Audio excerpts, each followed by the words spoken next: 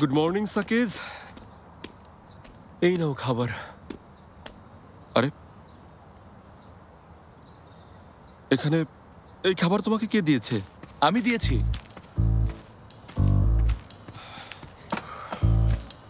Good morning guys. Good morning. Good morning. কি ব্যাপার, আমাকে মিস করছিলে? হ্যাঁ, আর বলিস না দেমির, দুঃস্বপ্ন দেখে আমার ঘুম ভেঙেছে। ইবোকে ফোন করার সময় তোকেও ফোন করতে চেয়েছিলাম। আমি ঠিক আছে বলেছিলাম। আরে তুই বললেই হলো নাকি? নিজের চোখে দেখা না পর্যন্ত বিশ্বাস করতে পারছিলাম না। দেমির, আমাদের জন্য চা বানাবি প্লিজ? এই দেখ, আমি সিমিত নিয়ে এসেছি। অফিসের জন্য দেরি হলে আমরা পরে আসি। কথা বলতে না চাইলেও সমস্যা নেই। না, আমি তা মানবো না। এরকম মন ভাঙা ছেলেদের কাছে অপশন থাকে না, এদেরকে অপশন বাছাই করে দিতে হয়। আরে ভাই, তুই ওর কথা শুনিস না। ঘরে চিজ থাকলে নিয়ে আয়, খাওয়া যাবে। আর 1 ঘন্টা পর অফিসে গেলে কি এমন হবে? এর মানে সবকিছু শুনতে এসেছিস? অবশ্যই। ইবো এসো, বসো, অফিসে পরেই যাব। এই নাও।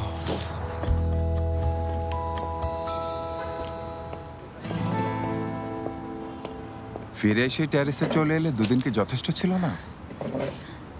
আরে এরকম কিছুই না। স্বাস্থ্যকর অল টাইম হানিকম, সব সময় অল টাইম হেলদি লাইফ।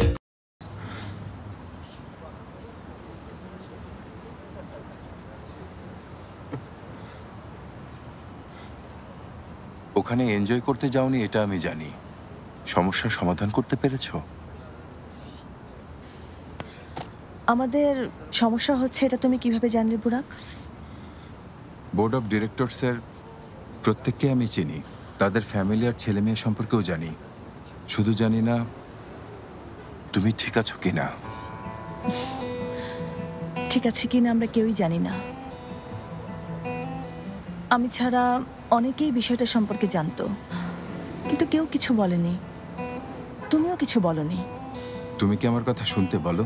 জানি না, সত্যি বলতে তুমি চুপ থাকবে এটা আমি আশা করিনি। একটু ইঙ্গিত দিতে পারতে। বিষয়টা জানার পর আমাকে প্রস্তুত থাকার জন্য অন্তত তুমি একটা সিগন্যাল দিলেই পারতে। আমি সিগন্যাল দিয়েছিলাম সেলিন, অনেকবার, আর এটা তুমিও জানো, কিন্তু আমি এর বেশি কিছু করতে পারিনি। সবকিছু এত জটিল হওয়ার কি কোনো দরকার ছিল? এখন কি করবে?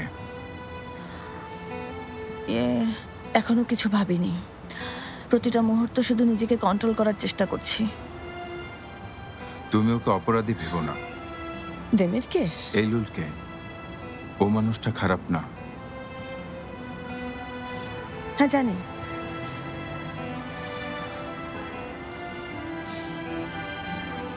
ছাড়ো ওসব, চলো নিচে চলে যাই, না হলে তুমি ভাববে আমি এখানে বসে সময় নষ্ট করছি।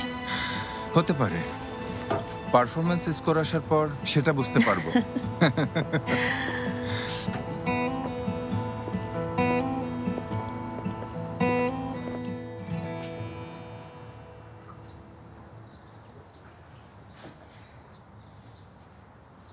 মানে সেলিন চলে গেছে?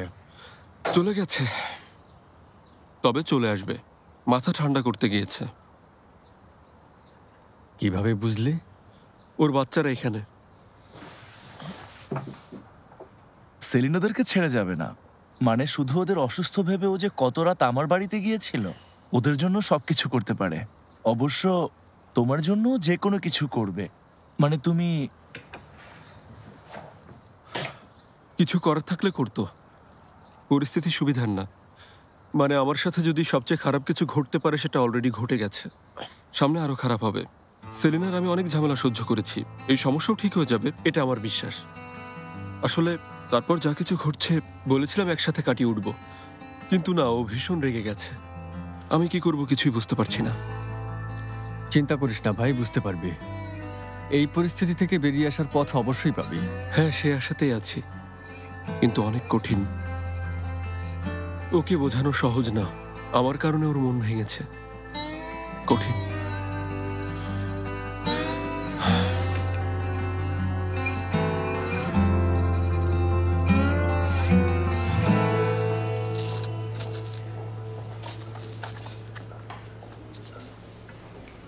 মিস তুর্কান ফোন করেছেন। বুটিক হোটেল নির্মাণের প্রাইমারি স্কেচ আমাদের কাছ থেকে কখন হাতে পাবেন এ ব্যাপারে উনি জানতে চেয়েছেন। কতটাই গিয়েছে? প্রাইমারি স্কেচ না দিয়ে ফাইনাল স্কেচ আমরা ওনাকে দিতে পারি। তার আগে স্কেচটা বুরাককে ফাইনাল করতে হবে। ওকে, আজই আমি ফাইনাল করে দেব। কি হয়েছে? মিস তুর্কানের কাজ নিয়ে কথা বলছিলাম। যত তাড়াতাড়ি সম্ভব উনি হোটেলের প্রাইমারি স্কেচ দেখতে চেয়েছেন। সামনেই প্রেজেন্টেশন, এখন স্কেচ পাঠানোর দরকার নেই। হ্যাঁ, আমিও তাই বলছি।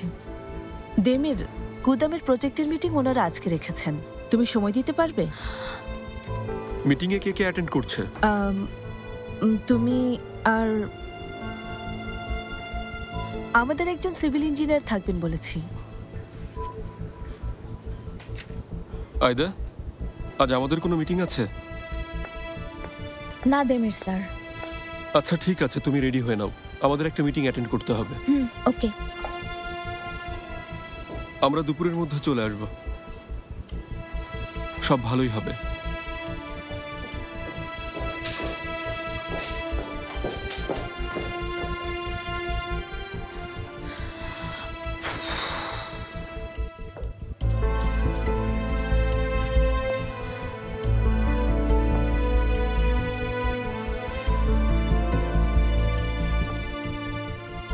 হ্যালো মিস্টার অনুর, কেমন আছেন? জি ভালো আছি। আজ মিটিংয়ে মিস্টার দেমির আর আমাদের ইঞ্জিনিয়ার আয়দা অ্যাটেন্ড করছেন। হ্যাঁ, আপনার প্রজেক্টের ডিটেলস ওনাদের সাথে আলোচনা করবেন। ফাইন্যান্স নিয়ে আমরা আলাদা মিটিং করব, তাহলে কোনো কনফিউশন থাকবে না। আচ্ছা, ভালো থাকবেন। দেমিরের কাছ থেকে দূরে আছো এটা বোঝানোর জন্য এসব করছো? দেখো, ব্যক্তিগত জীবনের সাথে কাজ জড়ানো ঠিক না। আমি শুধু কাউকে বিরক্ত না করার চেষ্টা করছি। নিজেকে ঠিকই কষ্ট দিচ্ছ। তোমার যা করার করো, কিন্তু মানুষ তোমাকে সেভাবেই দেখবে যেমনটা তারা চায়। ভাবছে দেমির আর সেলিনকে আলাদা করার চেষ্টা করছে। বলিনি ওরা ঠিক। মনে হয় এটাই আমার শাস্তি। যাবার সময় দেমিরকে কারণ বলে যেতে পারিনি, এখন নিজেকে কোনো কারণ দেখাতে পারছি না। যা ভেবেছিলাম তুমি সেরকম না। মানুষ কি ভাবছে সেটা নিয়ে বেশি চিন্তা করো।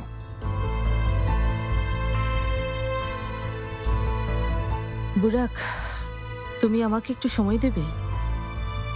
এখান থেকে যেতে হলে আমাকে আর্টিমিমের ফাইন্যান্সিয়াল অবস্থা ঠিক করার উপায় খুঁজে বের করতে হবে।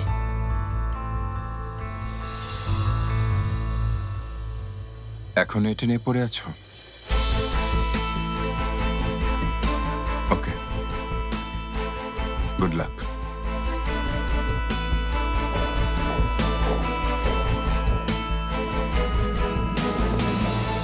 আরে মুহাররেম সাহেব, কেমন আছেন? ভালো আছি মিস ফিরুজে।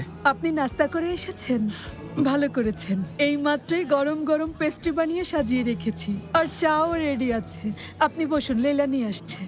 মিস ফিরুজে, আসলে আমি অন্য কিছুর জন্য এসেছি। বোরেক আছে, পনির আছে, পালং শাক আছে, পটেটো পেস্ট্রিও আছে। মিস ফিরুজে, আপনার সাথে অন্য ব্যাপারে কথা বলতে এসেছি। ও আচ্ছা, কি কথা? আপনার কাছে একটা অনুরোধ আছে।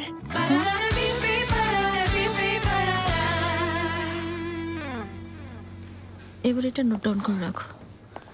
ঠিক বলেছ, এখন এটাও রেখো। Thank you. গার্লস, কত কাজ করবে? লাঞ্চের টাইম শেষ হয়ে ডিনারের টাইম হয়ে যাচ্ছে। লাঞ্চ করবে না? জানি না, আমার কিছু খেতে ইচ্ছে করছে না। সেলিন, তুমি ব্রেকফাস্টও করনি, অন্তত খাওয়া দাওয়াটা ঠিক রাখো। এখন কি অর্ডার করব?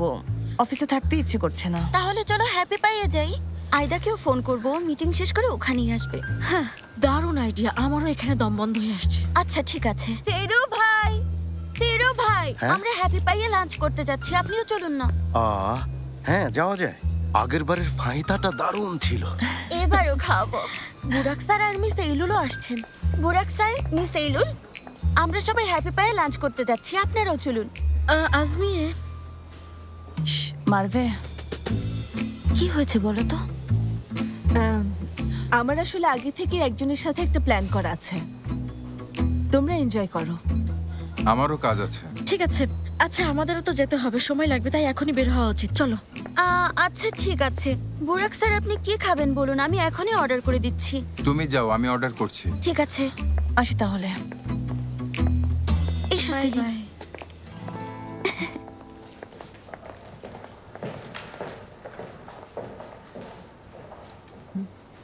তো পিৎজা খাওয়া যায়? তা না হলে ভেগান, এর আগের বারের মতো।